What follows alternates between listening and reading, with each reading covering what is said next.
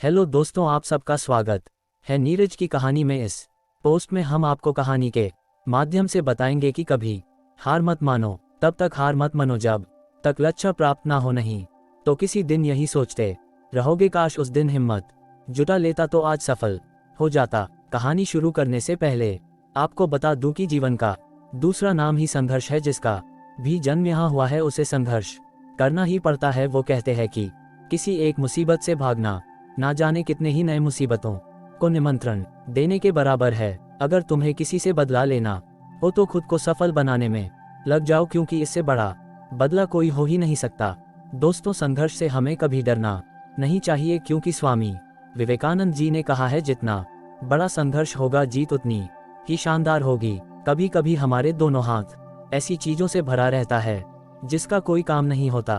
तब भगवान हमारे दोनों हाथों को खाली कर देते हैं ताकि वो हमारे हाथों में कुछ नया उपहार थमा सके। जैसा कि कहा जाता है, जिंदगी में सकारात्मक सोच लाने के लिए नकारात्मक सोच को हटाना पड़ता है। हमारे जीवन में कभी कभी ऐसा भी होता है कि जब हम कोई नया काम करने जाते हैं तो बहुत सारे लोग हौसला तोड़ने वाली बात करते हैं। तब हमें उस समय हिम्मत बनाए रखना बहुत मुश्किल होता है, पर हमें उस समय बस ये सोचना चाहिए कि हार जीत का निर्णय तो केवल हमारे काम पे निर्भर करता है। अगर अभी हार मान गया तो पक्का हार ही है, और मैंने जो काम करने का निश्चय किया है अगर उसे करता तो आज नहीं तो कल मैं जरूर जीत जाऊंगा।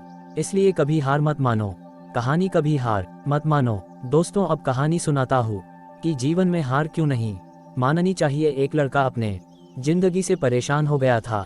इसी परेशानी के कारण वो अपने घर वालों से दूर जाने का फैसला किया और अपने घर से निकल गया। रास्ते में उसे जंगल मिला। वो वहाँ काफी देर तक अकेले बैठा रहा, बहुत कुछ सोचता रहा। परेशान मन लेके वो वहाँ उदास बैठा रहा और भगवान से बात करने लगा, हे भगवान, मैं हार चुका हूँ अपनी इस जिंदगी से। या तो मुझे अपने पास बुला लो या फिर मुझे कोई रास्ता दिखाओ। तब भगवान ने कहा, बेटा, छोटी छोटी चीजों से परेशान क्यों होते हो? तुम इस जंगल में अकेले बैठे हो। एक काम करो, अपने आसपास के घास और बांस के पेड़ों को देखो। जब मैंने घास और बांस के बीज को लगाया था तब मैंने दोनों की बहुत अच्छे से देखभाल की और दोनों को ही बराबर पानी और प्रकाश दिया। देखते ही देखते घास बहुत जल्दी बड़ी होने लगी और इसने पूरी धरती को ही हरा भरा कर दिया।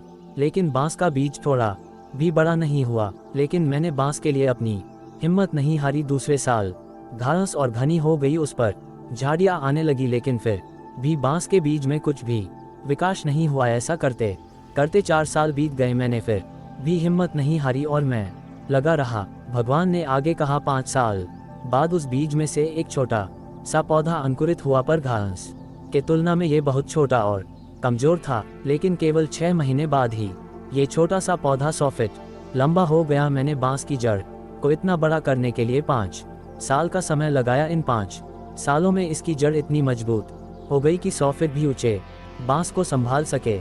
भगवान ने उसे फिर कहा, देखो, मैं किसी भी जीव या अपने द्वारा बनाई गई रचना को उतनी ही चुनौती देता हूँ जितनी वो सह सके। क्या तुम जानते हो, अभी जो भी तुम चुनौतियों का सामना कर रहे हो वो वास्तव में तुम्हें अपनी जड़ों को मजबूत करने के लिए है। तुम्हारा समय भी आने वाला है, तुम भी ऊपर उठोगे। बस अपनी जिंदगी से हार मत मानो। उस लड़के को भगवान की बातें समझ आ गई और वापस अपने घर चला गया और दुगने उत्साह के साथ अपने जड़ों को मजबूत करके बहुत ही अच्छी जिंदगी जीना लगा। कभी हार मत मानो। दोस्तों, जब भी तुम्हें अपने जीवन में संघर्ष करना पड़े तो समझ जाइए कि आपकी भी जड़ें मजबूत हो रही है, जिससे आप अपने आने वाले कल को और बेहतरीन बना सको। हमें अपने जिंदगी में कभी भी संघर्ष से पीछे हटके हार नहीं माननी चाहिए, क्योंकि हमारी सही दिशा ही हमारी दशा को सही कर सकती है। दोस्तों, आपको कभी हार मत मानो की कहानी कैसी लगाई हमें कमेंट करके जरूर बताएं।